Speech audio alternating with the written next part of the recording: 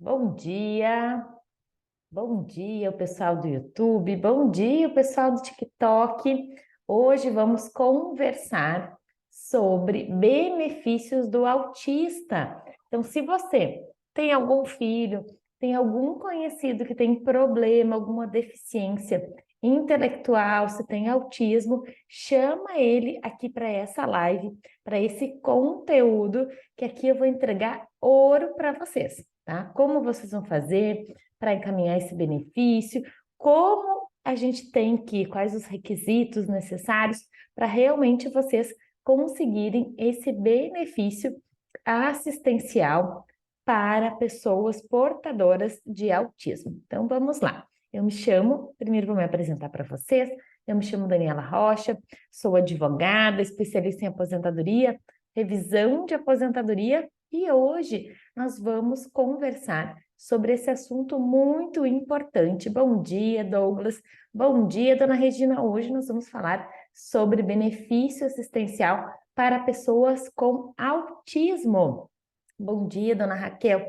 Bom dia, dona Regina. Se possível, compartilha essa live com mais amigos, com mais conhecidos de vocês que estejam passando por essa situação de ter alguém com deficiência na família e não procurar esses recursos. Então, nós vamos compartilhar esse conteúdo. Bom dia, seu Luiz, seu Laerte, seu Lázaro. Seja muito bem-vinda aqui na nossa live. Seja muito bem-vindo, você que está aqui nos prestigiando. Quais são os direitos dos pais de filhos autistas? Quem é que tem problema, até se alguém tiver algum problema como esse, deixa aqui nos comentários para a gente dar um direcionamento personalizado.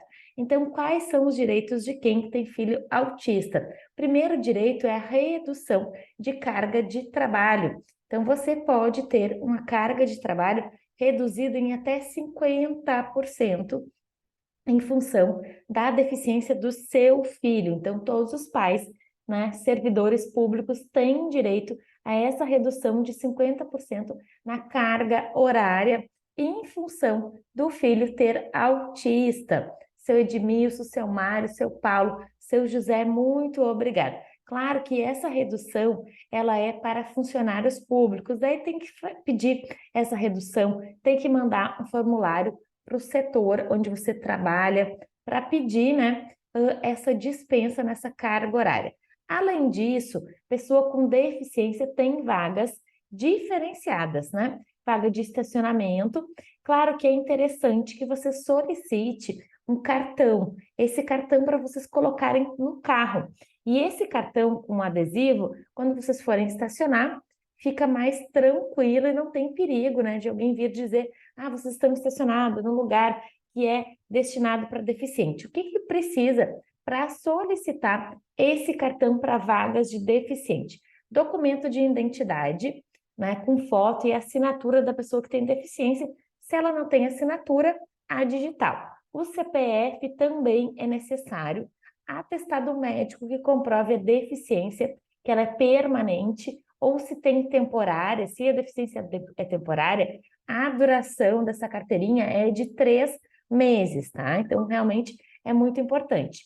E cópia simples, né, do CNH da pessoa que vai dirigir o carro, da pessoa que está dirigindo, e comprovante de residência. Também quem tem autismo tem direito a filas preferenciais. Então, você pode, né, exigir, se está no banco, se está num comércio, que tenha essa fila presencial. E o outro benefício que as pessoas com autismo, que têm deficiência intelectual, que têm deficiência física e motora, que têm uma deficiência permanente, é o benefício de prestação continuada, que é o BPC, o LOAS. Então, você que tem autismo, que tem filho autista, que tem algum problema, e hoje a gente sabe o quanto muitas pessoas têm, né? Até vocês deixam aqui nos comentários se vocês conhecem alguém que tem autismo, que tem alguma deficiência. Então, a gente sabe que hoje é a deficiência que mais aparece nas crianças, né? Então, eu só no meu círculo de amizade e de família tem várias crianças que têm problema com autismo. E você tem direito sim a um benefício assistencial. Bom dia, seu Geraldo, dona Márcia, dona Terezinha, muito obrigada por estar aqui na live, seu José. Se vocês puderem compartilhar essa live com os conhecidos de vocês, eu fico muito agradecida. Então, esse benefício assistencial, ele é destinado para a pessoa que tem deficiência e também para os idosos acima de 65 anos de idade. Contudo, é necessário que o grupo familiar preencha alguns requisitos. Então, a gente tem alguns requisitos necessários. Essa live, esse encontro também, ele vai ser transmitido na Rádio Itapuí 100.3. Então, aqui o pessoal da Rádio Itapuí vai o meu abraço carinhoso aqui da Daniela Rocha, advogada, né, especialista em aposentadoria e benefícios do INSS. Então, estamos falando de benefício de prestação continuada, o LOAS, que é direito da pessoa que tem deficiência ou pessoas acima de 65. O que é necessário? Tem alguns requisitos e eu vou falar sobre eles agora. O benefício assistencial para a pessoa com deficiência, você pode receber esse benefício, só que ele se destina para pessoas de baixa renda. E o valor desse benefício é de um salário mínimo, então R$ 1.320. E esse benefício, ele é ajustado todos os anos. No momento que sobe o valor do salário mínimo, também sobe o benefício assistencial. O benefício assistencial, ele não dá direito a 13º. Ele é um benefício que você vai receber todos os meses. E como é que você vai requerer esse benefício junto ao INSS? Esse benefício você vai poder pedir pelo Meu INSS, pelo aplicativo, pelo site e também pelo telefone, que é o 135, tá? Então, você pode, sim, solicitar através desses 3 canais de atendimento do INSS.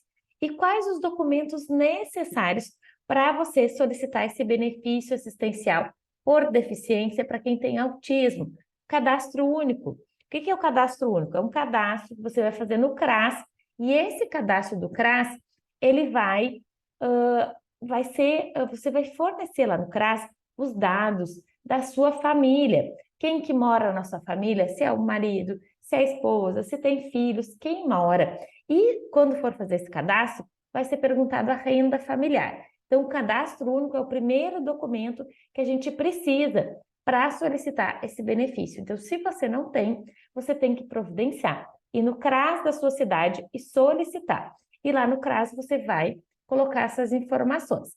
Caso você já tenha o cadastro único, é interessante você atualizar esse cadastro único. Por quê? Porque se ele estiver desatualizado, o INSS depois vai te solicitar que você vá lá e atualize. Então, para a gente evitar que demore mais o seu benefício assistencial, é necessário sim, já vai lá, atualiza o seu cadastro, tá? Documento de identificação. O documento de identificação é de todas as pessoas que residem na casa, não é só da pessoa que tem deficiência.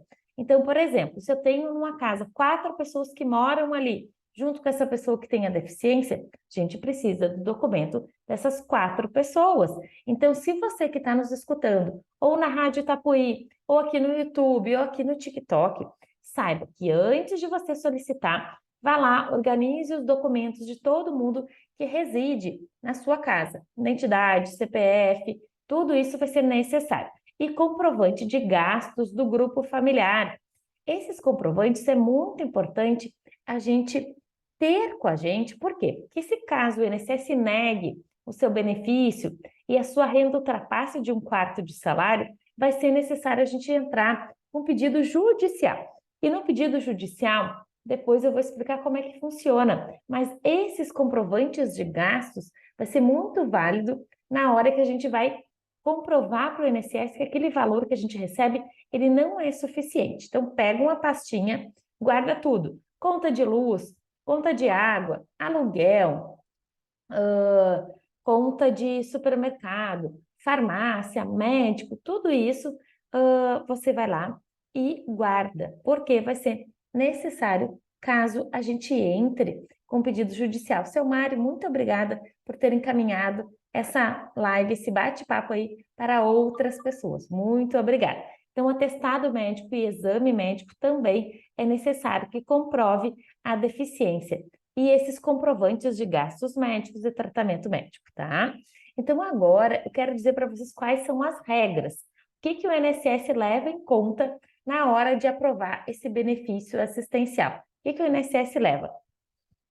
O INSS leva em consideração a renda familiar, que ela tem que ser igual ou inferior a 1/4 de salário para cada membro da família. Então, por exemplo, a gente tem 4 pessoas, a gente vai pegar 1.320 e vai dividir por 4 pessoas. Se a renda for maior que isso, o INSS não vai te dar de imediato. Claro, se tu comprovar que tem gastos muito elevados, despesas com médico, um remédio, no judicial a gente consegue muitas vezes reverter essa situação. Por isso que é necessário você ter guardado esses gastos que você gasta todo mês, mensalmente. Dependência de terceiro para o desempenho das atividades do dia a dia. Então, vai ser, quando você for solicitar um benefício assistencial por deficiência, vai ser passado por uma perícia médica. E essa perícia médica vai avaliar se realmente você necessita de terceiros, de pessoas para te ajudar nas tarefas do dia a dia. Então, por isso que é necessário aqueles atestados, exames médicos, tá? Comprovante do orçamento com gastos médicos. Por exemplo, foi no médico, tem que comprar um remédio. Então, esse remédio que você vai comprar, primeiro pega a receita do médico, guarda a receita para comprovar que aqueles remédios que você toma foi indicação do médico. Isso também é bem importante, tá? E ter a inscrição no cadastro único que eu já tinha relatado. Se caso você não tenha, você vai ter que fazer. Se tiver já, vai lá e atualiza para não dar problema, tá?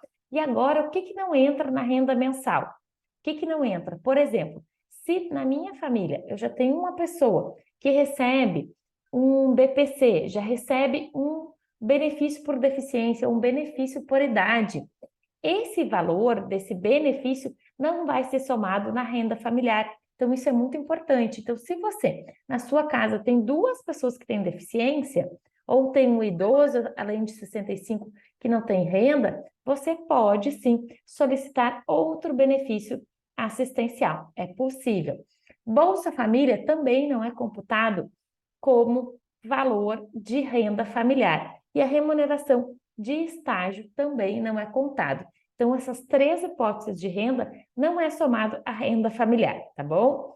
E agora, eu quero dizer para vocês quem é considerado parte do grupo familiar. Vamos lá. Só vou tomar uma água, porque eu me engato aqui uma primeira e vou lá. Quem quiser compartilhar conosco, se tem alguma situação nessa da sua família, ou se conhece alguém que tem problema, que está enfrentando essa mesma situação, compartilhe aqui conosco nos comentários. O pessoal da rádio pode mandar para a rádio, se quiser saber um pouco mais sobre esse assunto, que depois a gente vai respondendo. Então, quem é considerado grupo familiar para a questão de benefício assistencial? É o requerente, a pessoa que vai solicitar, que é no nome da pessoa que tem deficiência, o cônjuge, o marido, a esposa, o companheiro, é considerado também do grupo familiar, pai, mãe, madrasta, padrasto, tá? Filhos, irmãos solteiros. Eu tenho irmãos que moram na residência, que são solteiros, que não são casados, também entram no grupo familiar. E filhos também que estão morando ali, menores, que têm a guarda, que têm a tutela. Então, esses também contam como grupo familiar. Agora, uma pergunta que muitas pessoas me questionam. Daniela, o meu pedido foi negado. O INSS não aceitou o meu pedido de benefício assistencial. O que eu posso fazer? A gente tem 2 alternativas para ser feitas. A gente tem um recurso administrativo junto ao INSS, que geralmente leva em torno de 1 ano e meio a 2 para ser julgado pelo INSS, e esse recurso não precisa de advogado para você fazer esse recurso. Então, você teve seu benefício assistencial negado, você pode entrar com esse recurso junto ao INSS. Bom dia, dona Janete, muito obrigada por ter compartilhado a live com mais pessoas, muito obrigada.